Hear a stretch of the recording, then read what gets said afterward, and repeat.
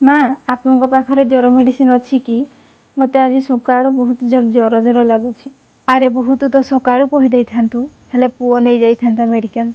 ଆଉ ମୋର ତ ଆଣ୍ଠୁ ବଥା ହଉଛି, ନହେଲେ ମୁଁ ନେଇ ଯାଇଥାନ୍ତି। ତୁ ଗୋଟେ କାମ କର, ତୁ ଡକ୍ଟରଙ୍କୁ ଯାଇ ଦେଖା କର। ଆଉ ହଁ, ଏଇ କିଛି ପଇସା ନେ, ଆଉ ଯାଇକି ଡକ୍ଟରଙ୍କୁ ଦେଖା କରିବୁ। ଆଉ ଡକ୍ଟରଙ୍କୁ ନ ଦେଖେଇକି ଏଣୁ ତେଣୁ ମେଡିସିନ ଖାଇବା ଠିକ ନୁହେଁ। ହେଲେ ମା, ଏଠି ତ ବହୁତ ପଇସା ଅଛି, ମୋର ଏତେ ଟଙ୍କା ଦରକାର ନାହିଁ। ହଁ ବୋହୂ, ମୁଁ ଜାଣିକି ହିଁ ଅଧିକ ପଇସା ଦେଇଛି। ତୁ ମେଡିକାଲରୁ ଫେରିଲା ବେଳେ ଜୁସ୍ ପିଇବୁ, ଆଉ କିଛି ତୋ ପାଇଁ ଫ୍ରୁଟ୍ସ ଆଣି ଆସିବୁ।